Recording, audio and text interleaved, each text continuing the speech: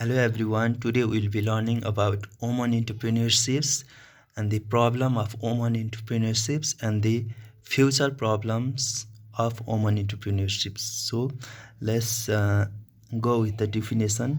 यो हाम्रो चाहिँ BBS 4th इयरको च्याप्टर 2 मा रहेको छ एन्टरप्रेन्योरशिप एन्ड एन्टरप्राइज डेभलपमेन्टबाट हैन BBS 4th इयरको सो कन्सेप्टबाट जाउँ वुमन एन्टरप्रेन्योरशिप भनेको चाहिँ सिम्पली महिलाहरू चाहिँ व्यवसायमा लाग्नु हो हैन महिलाहरू चाहिँ आत्मनिर्भर भन्नु हो हैन इन्डिपेन्डेन्ट भन्नु हो हैन woman entrepreneur is a woman or group of woman who initiate हैन सुरुवात गर्ने अनि आफ्नो बिजनेसहरूलाई चलाउने हैन इन्डिपेन्डेन्टली हैन फाइनान्शियल फ्रिडम हैन आफ्नो पति हैन अथवा केटासित निर्भर नहुने आफै बिजनेस चलाउने हैन त्यस्तोलाई नै हामीले वुमन एन्टरप्रेन्योरशिप अथवा वुमन एन्टरप्रेन्योर भन्न सक्छौं।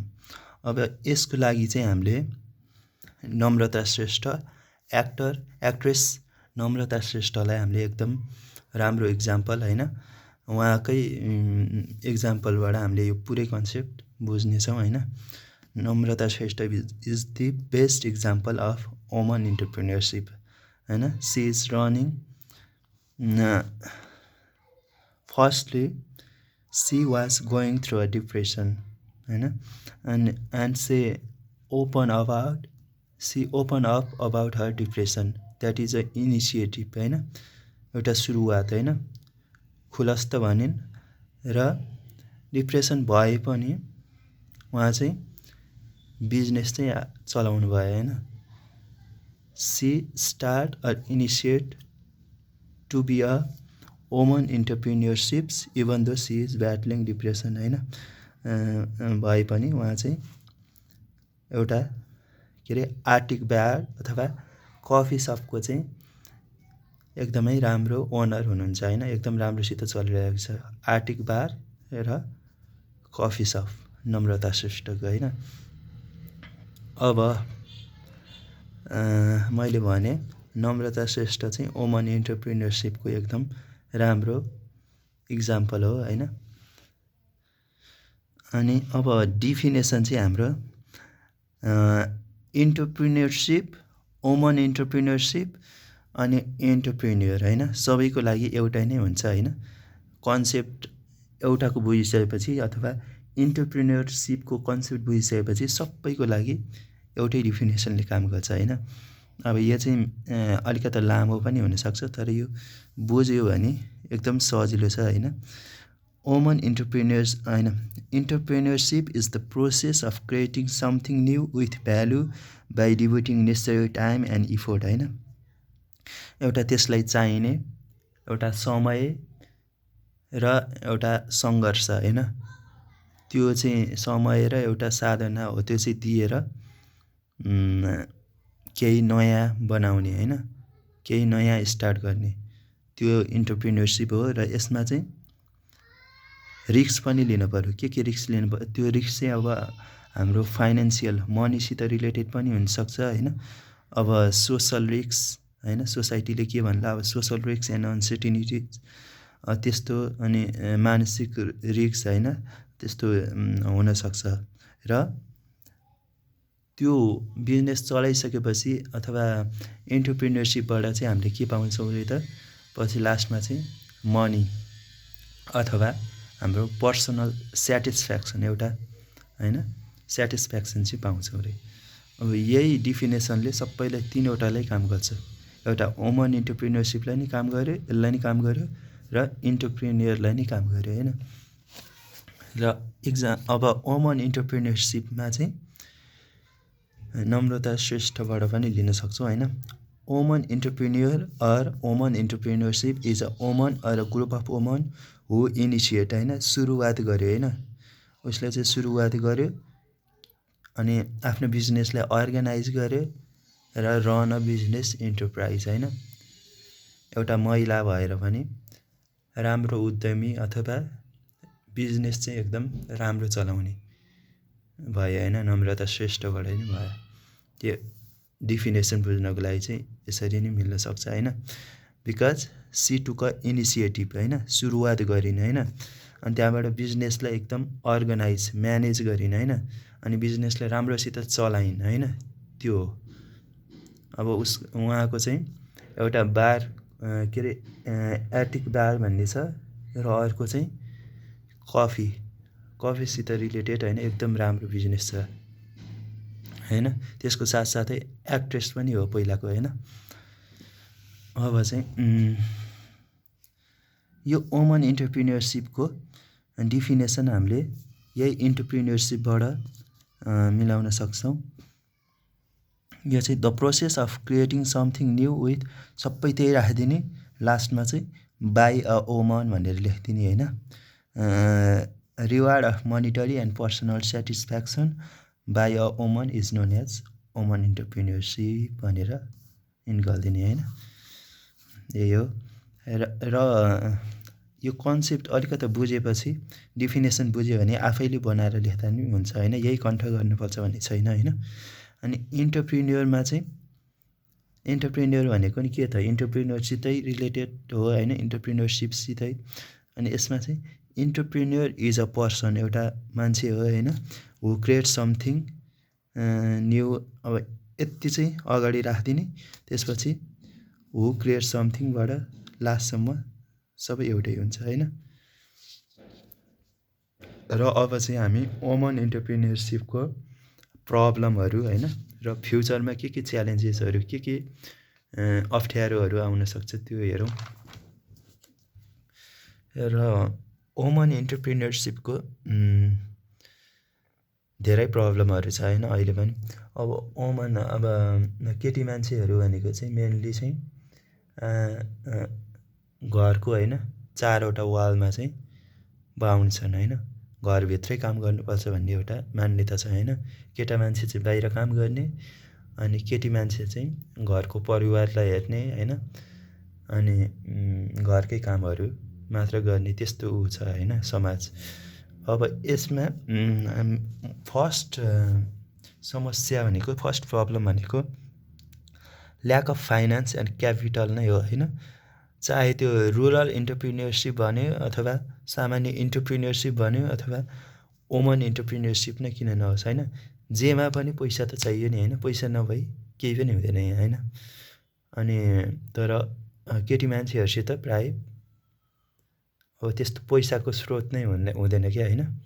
अब सानोतिनो जागिर त हाला होइन, तर उनीहरूलाई प्रोपर्टीहरू हुँदैन क्या। अब केटा मान्छेले जस्तो अब अंश भन्ने हुँदैन नि त होइन। अब यो प्रोपर्टीहरू चाहिँ मेनली केटा मान्छेसितै हुन्छ होइन, घरहरूदेखि लिएर होइन सबै केटा मान्छेसितै हुन्छ, उनीहरूकै नाममा हुन्छ। र केटी मान्छेले चाहिँ धितो राखेर चाहिँ आफ्नो सम्पत्तिहरू धितो राखेर लोन लिन चाहिँ पाउँदैन होइन।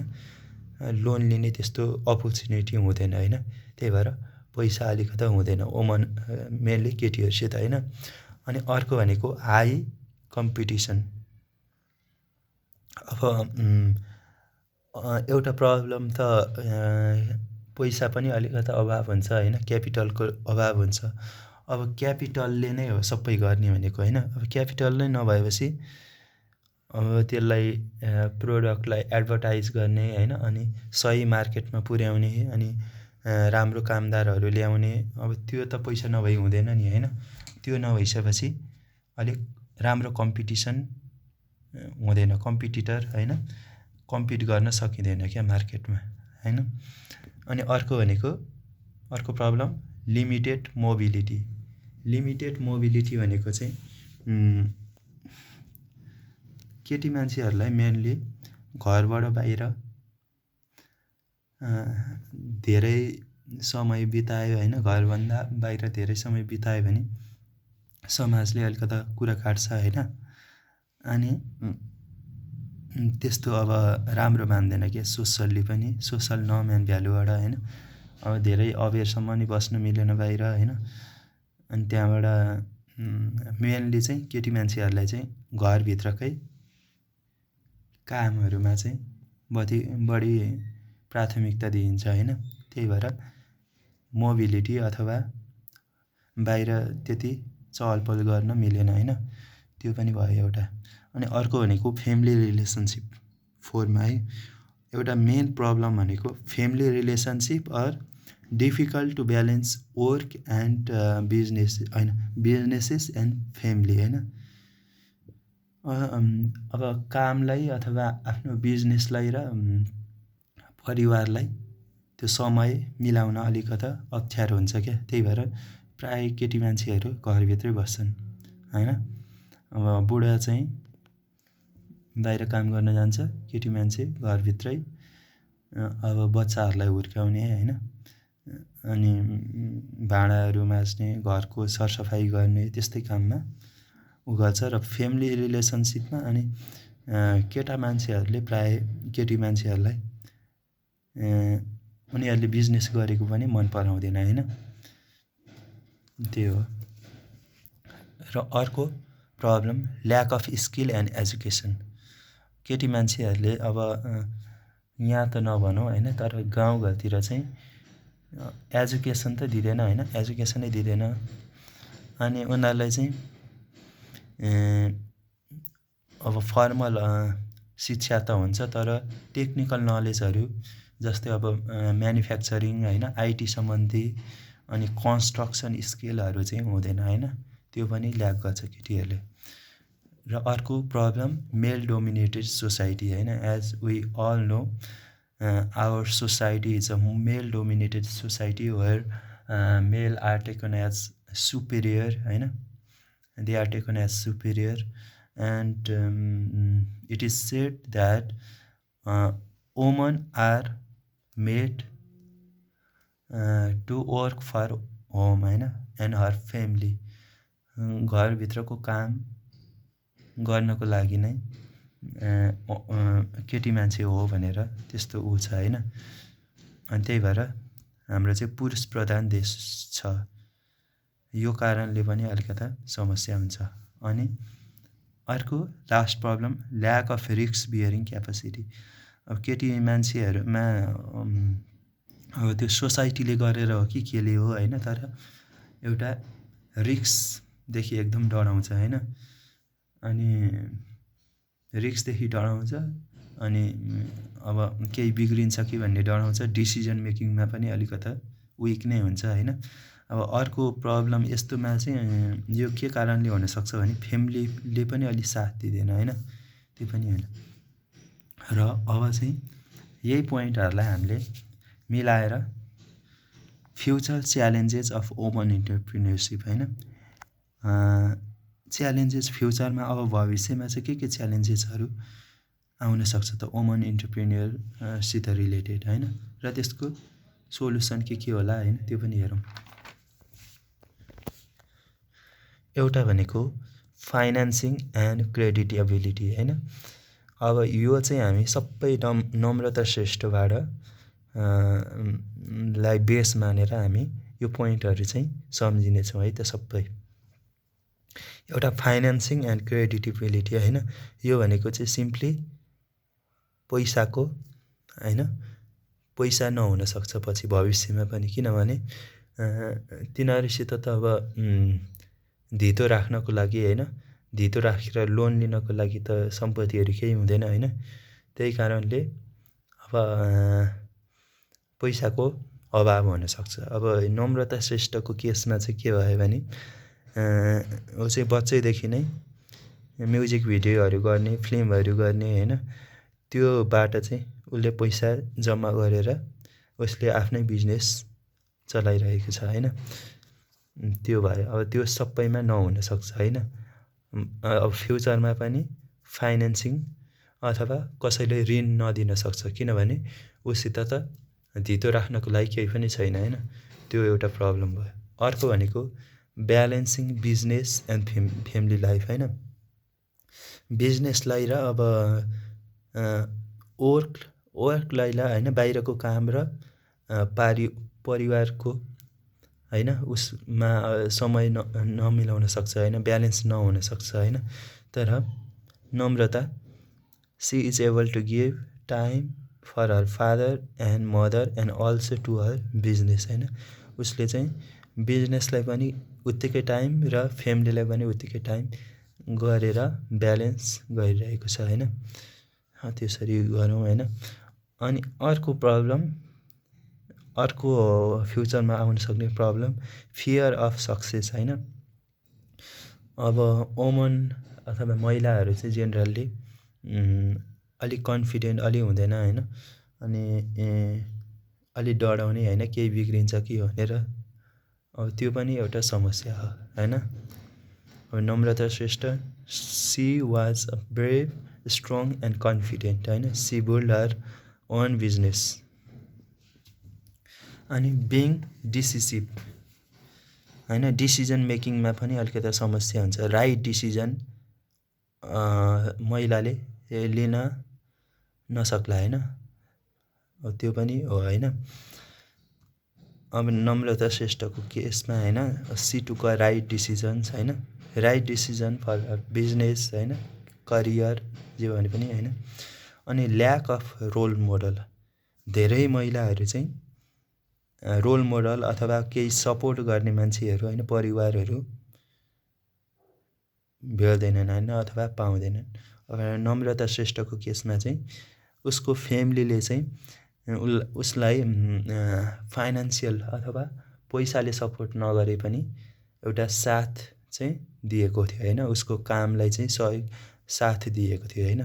अनि अर्को भनेको when she was dealing with depression हैन, she got support of her family हैन।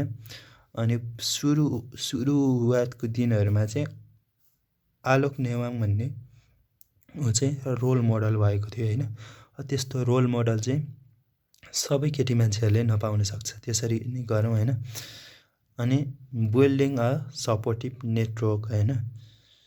अब नेटवर्कहरू हैन, कनेक्सनहरू नहुन सक्छ बिजनेसको लागि त अलिकति हेल्पहरू चाहियो नि हैन। अनि चिनेको चाहियो, मान्छेहरू चाहियो हैन, सपोर्टिभ मान्छेहरू चाहियो हैन। त्यस्तो चाहिँ अलिकति वुमनले चाहिँ त्यो नगर्न सक्छ हैन, त्यस्तो नबनाउन सक्छ। यसरी नै हामीले त्यही प्रब्लमहरूबाट हाम्रो फ्युचरको प्रब्लम पनि सेम जस्तै हुन्छ हैन। अब वुमन एन्टरप्रेन्योरसिपको प्रब्लम र फ्युचरमा आउने प्रब्लमहरू एउटै नै हो हैन, मात्र अलिकति अलिअलि केही फरक हैन, वर्ड चाहिँ फरक राख्न सक्छौँ।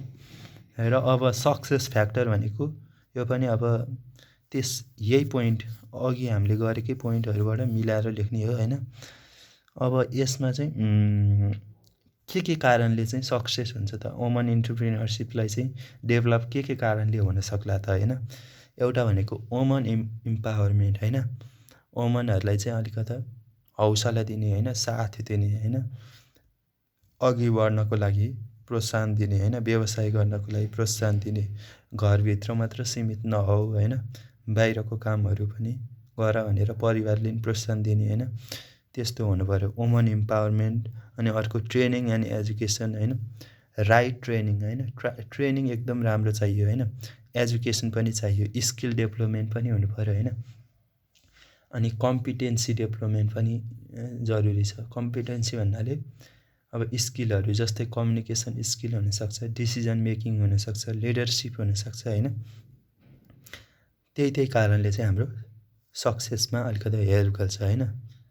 अब अनि सोसाइटीले नै सपोर्ट गर्नु पर्यो हैन, माइक्रो फाइनेन्सेस पोलिसी हैन, यिनीहरू नै सक्सेस फ्याक्टर भनेको चाहिँ है। हामीले यसबाट प्रब्लम र अब फ्युचरमा आउन सक्ने प्रब्लम पनि बुझ्यौँ हैन। अब सेम नै छ। पछिको च्यालेन्जेसहरू हैन, फ्युचरमा आउन सक्ने बाधाहरू के हो र यसमा चाहिँ हामीले प्रब्लमहरू बुझ्यौँ।